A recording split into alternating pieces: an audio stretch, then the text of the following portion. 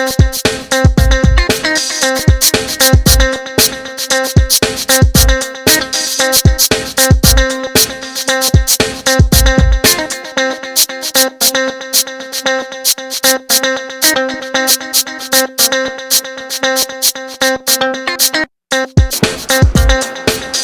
you for joining me today. For Real Estate, Religion, and You.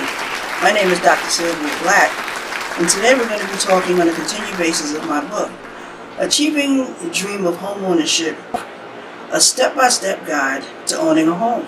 Now today's topic is going to be, what are your spending habits? Now, this book is a step-by-step guide, as I've said, for owning a home. It takes you from start to finish. Okay, it answers a lot of questions that you have, and it gives you direction in which you need to turn. Now, it doesn't provide names, addresses, or phone numbers in here, okay, because I don't want to recommend anyone. But if you're looking for a full-service licensed real estate broker in the state of New York, Affordable Homes and Apartments would like to be your full-service broker. Okay, and we're talking, what are your spending habits? Now, most people have a spending pattern. They earn income each month and either spend it or spend some of it or spend it all. You know, a lot of people don't have a habit of saving money. They just spend because they don't really plan for anything significant. You know, a lot of people live from paycheck to paycheck because they don't have any kind of, any goal in mind, And, the average American family saves less than 5% of your take-home income, believe it or not. It's best to consistently save, much more than 5%. Okay, what I suggest is that you have two bank accounts, checking and a savings, or you could have two checking accounts, right? Make sure that either one of those accounts do not charge you fees. You have a no-fee account. And in addition to that, I also suggest that you take $100 or $50, whatever you can, muster up. And every time you get paid, you put that $50 or that $100 up in a little nest egg in your house somewhere. You open up another bank account if you so desire. The reason why I suggest that you keep it in the house, but you keep it, somewhere safe and locked up. Now, nobody knows that you're saving money. Nobody knows that the money is there but you. Not even your husband or your wife. Okay? This is money that you're going to save for a rainy day. If you're good at it, then just put it in another bank, in a different bank, that way you have your checking and your savings account. Okay? And then just save that money. Try to consistently save, money every week, every other week, whenever you get paid, twice a month for some people. Okay? And just put that money aside. If you can save $200 a week, that would be great, a pay period. Okay? You must be willing to adjust your spending habits, however, if you want anything significant in life. The object is to plan, okay? And people tell you, do you want to spend $12, for lunch? Hey, I'm saving up for a house. I can't afford to, spend lunch. I got to bring my lunch. You got to stand in line. You got to wait for the food. You got to, walk over to the place, and then you got to gobble down the food. And then, by that time, you can't even sit down and enjoy your meal, But the bottom line is that you're saving up for a house. And when you tell that to people, they'll be like, wow, she's saving up for a house. Maybe I can own a house if I save up for it, if I can adjust my spending habits. Bring your lunch. Get up a little early in the morning, prepare your lunch. But you're going to have to fix extra dinner, extra meals, because you're going to be taking your lunch to work with you. You can take a sandwich, whatever you want. You could cook, have a home-cooked meal at lunch, or you could just have some sandwiches and some fruit. When you get to work, you just fix your sandwich, fix your whatever it is that you got, and you go ahead and you eat your food, And that's one way to save. The average person spends about $10, $12 a day. Okay? The average person spends like $10, $12 a day on lunch. Okay, $10 a day, that's $50 a week. That's $200 and change a month that you could be saving up that could actually go towards your mortgage. I'm telling me I'm saving up for a house. I can't afford to spend, money like that. I'm saving up, I'm trying to put my money away I need for closing costs. Just, that's what you're saying. If you do, and maybe you can alert them. Maybe they say, hey, well, maybe I can do the same thing, or whatever. You know what I'm saying? But you must be willing. First, you need to, you're going to need some money. Now, there's down payment and closing cost assistance, as well as grant money, low interest rate loans, and there are mortgage companies that actually that I list in the book. Okay, I do list those in the book. The government, the different particular mortgage companies that have low down payment loans. Okay, and they can be as low as 3%. And if you're a veteran and you served in this, and I put the criteria in my book also, you can pay as little as $100 down on a brand new house. But veterans, you're going to still need some money at closing costs. So don't think that you're not going to need any money at all, because there's so much generous help and so much financial assistance that's available for you that you don't have to pay back. Okay, but you're going to need some money, and you're going to need to be responsible. Okay, because after you purchase the house, everything is fine, everything is perfect, everything is in working order. Everything is just fine and dandy, and all of a sudden, in the dead of winter, 6 months later, your furnace breaks down. God forbid, but it could happen. The best thing to do, I would suggest, that when you first move into your house, get a checkup on all your maintenance, things. Get a furnace checkup, get somebody to do a checkup on that.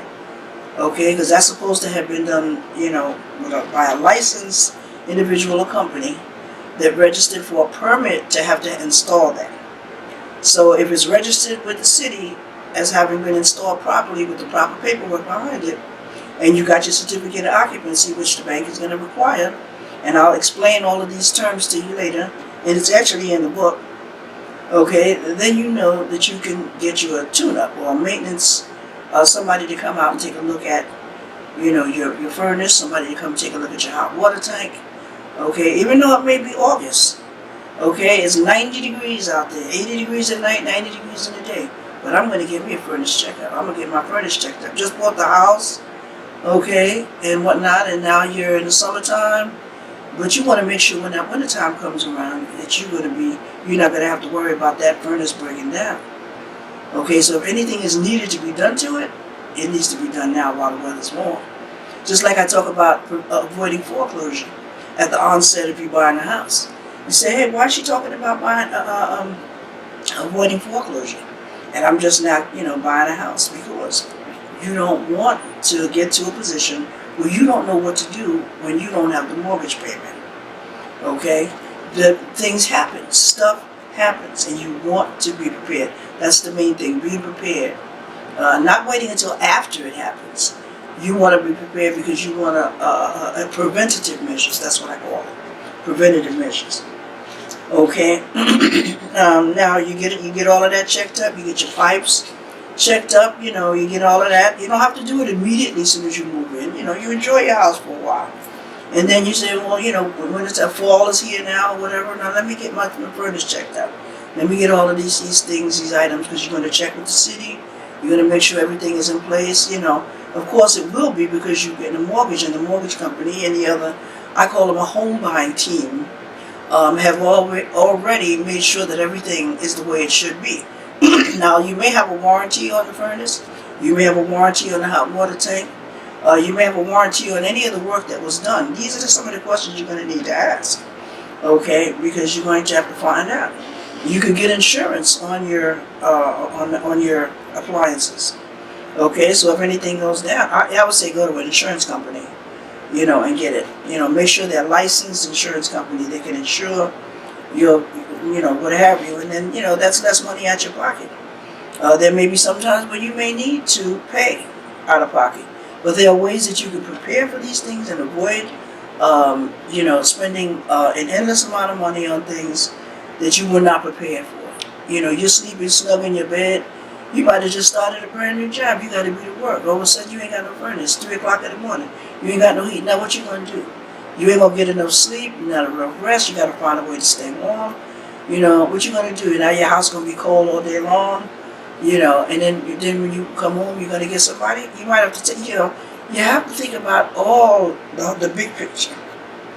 Okay, okay. Now, what I talk about in the book, and is what you can do as an exercise. You know, you can start video right now.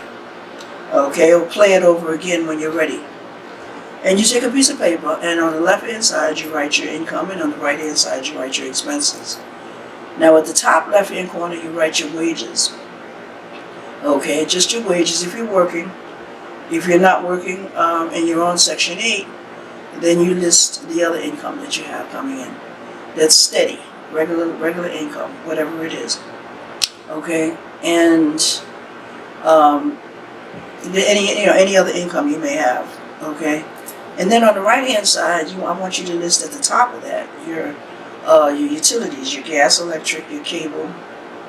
Okay, I don't even know if they include cable in your expenses or not. But we wanted to, and your insurance payments and your taxes. Okay, you're gonna just put a roundabout figure in there. Let's say $100. Not even that much, but let's say $100 for insurance, $100 for taxes a month. Okay, put that in there as your expenses once you get your new home, and then your gas and electric, and your cable. Just add the cable anyway. You'll figure it out later on. It's better to be overestimating than lower estimating. Okay, that's at the top. And then on the bottom of the right hand side, I want you to put all the other expenses that you have. Okay, you could have subscribed to a music channel. Okay, you might have any subscriptions that you have. You want to put them down there. You put your gas, how much you think you spend a month. For your car, for your automobile, and for all people who drive. Okay, you want to put it all down, but next to it you put the name of the person, so you have all your expenses. Okay, and then food. I want you to put that down there at the bottom on the right hand side. So you're going to add every single thing that you can possibly think of on that bottom. Now what I want you to do is to take your income, and I want you to take the top portion of what you put on there for expenses, and then I want you to subtract the two from each other. Okay, subtract, once you add the top one, just your income, your wages, or whatever other income you have, just might as well just take the whole thing, all of the income that you have coming in. It's got to be steady income, like Social Security or something like that, or and then so what you're going to be doing. Okay, we'll talk about the Section 8, and I talk about that in my book, and I also have a book for that. Buy a Home with Your Section 8 Homeownership Voucher. Okay, so now you take your income and you subtract it from your expenses, just the ones on the top, your gas, electric, taxes, insurance, and cable. Okay, and then you subtract those two. Don't subtract all that other stuff. Actually, insurance, that's your taxes, insurance, right? Yeah. So you subtract that, those two columns, right? And then you come up with a figure. Now you take that figure that you come up with and you multiply that by 28. And then whatever that number is that you come up with 28, if it's a plus, then you can figure, you add another zero. Let's see, if you have 500, add two more zeros on the back of that. And that would be about how much of a house that you can afford, based on what you're dealing with right then and there. Okay, so you take the figures, you subtract your income from your expenses. Okay, the top half, not the subscriptions and what have you. Okay, just your gas, electric, cable, taxes, and insurance. Just that. You subtract it from your income. And then you come up with a figure, whatever the figure is, you multiply it by 28. It's called debt to ratio income. Okay, 28, and then you also take it, and I want you to multiply the same number before you multiply it by 28. Take that number, multiply with two different numbers. I want you to multiply it by 28, and another one I want you to multiply it by 36. Okay, now you take it to 28, whatever you multiplied it with, and that figure there that you have, if it's a plus, add two zeros on the back of it, and that's how much of a house you can afford. For example, okay, now I have some scenarios. It's called debt to ratio income. Once you have calculated your DTI ratio, that's what it's called, you'll want to understand how lenders review it when they're considering your application for a loan. Now we're going to talk about some of the guidelines, okay? Now your debt to ratio income can impact how favorably lenders review your application, okay? 35% or less looking good. Relative to your income, your debt is at a manageable level. You most likely have money left over for savings and spending after you paid your bills, and lenders generally view a lower DTI as very favorable. 36% to 49% is an opportunity to improve. You're managing your debt adequately, but you may want to consider lowering your DTI, and this could put you in a better position to handle unforeseen expenses if you're looking to borrow money to buy a home. Now keep in mind that lenders may ask you for additional eligible criteria. 50% or less, then you're going to need to take more action. You're going to have to buckle up and actually really start to save. Now you may have limited funds to save or to spend in this scenario, so we're going to have to work on that. Now with more than half of your income in this scenario going towards your debt payments, you may not have much money left over to save or spend or handle unforeseen expenses. With this DTI ratio, lenders may limit your borrowing options, or they may reject your application altogether. Now lenders use the debt to ratio income to measure your ability to manage the payments you make each month and repay the money that they have borrowed. Remember, banks are in business to make money. They're not necessarily in business, and don't take this offensively, they're not in business to loan you money because you're a nice family, and because you go to church, or because you're saved, sanctified, and filled with the Holy Ghost on fire, or because you really, really want a house and you do the right thing. No, they're in the business of making money. So your home buying team is in the business of making money, and I talked to you about the home buying team, who's included in that. Okay. Your home buying team is in business to make money. The mortgage company is in the business.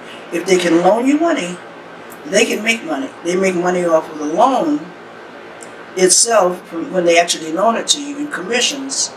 And then they actually, at the closing table, they make money there. And then they make money each month from the loan, because when you're paying interest, remember, on the loan.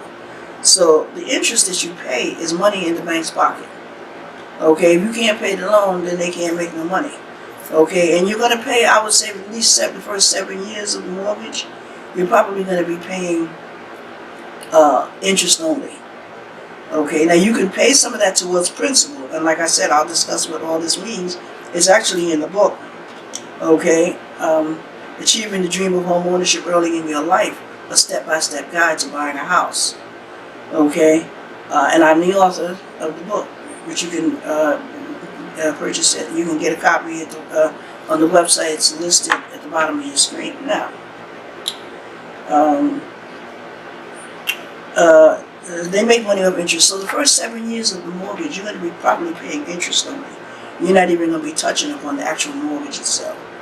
But there may still be room that you can refinance, because when a family moves into a home, even if it's brand new and newly constructed, a lot of times it goes up in value.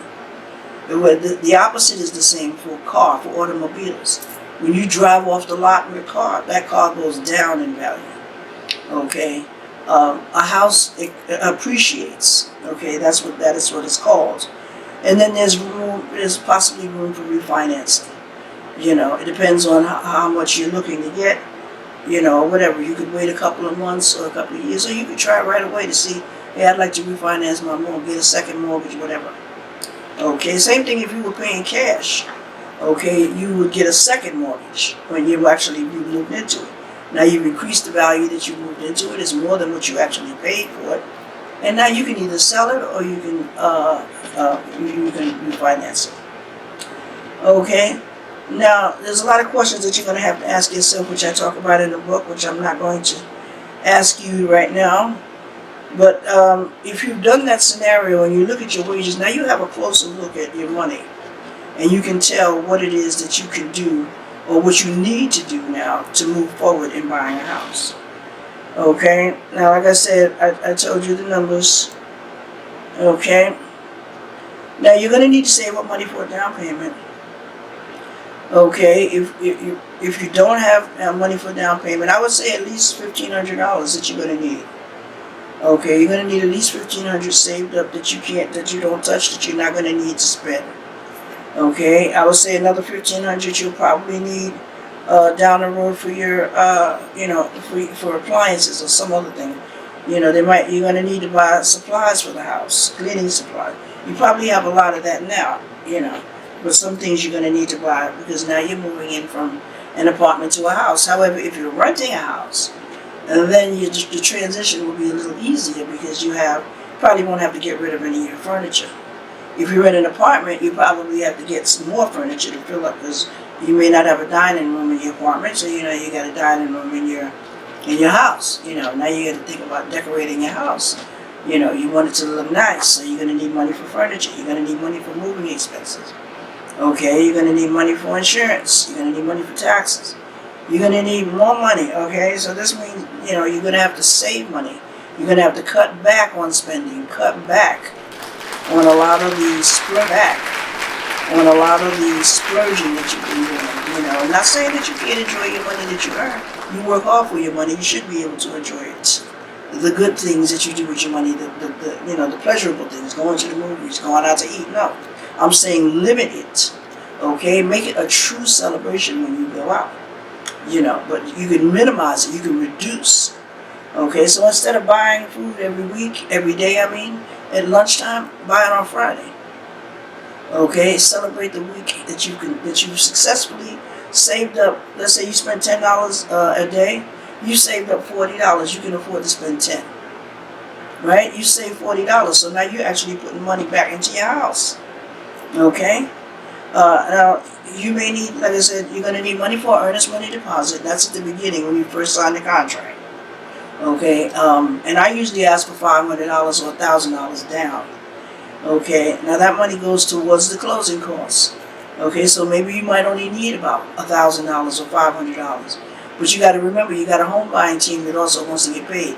The real estate broker and the mortgage company are not the only two people that's involved in you buying a house.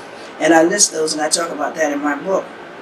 Okay, now although most costs are incurred in connection with purchasing a home, added into the closing costs and paid at the closing table. That's when you actually get, ready to get the keys to your new house and you're ready to move in. You've finalized all the paperwork and the house is now finally yours.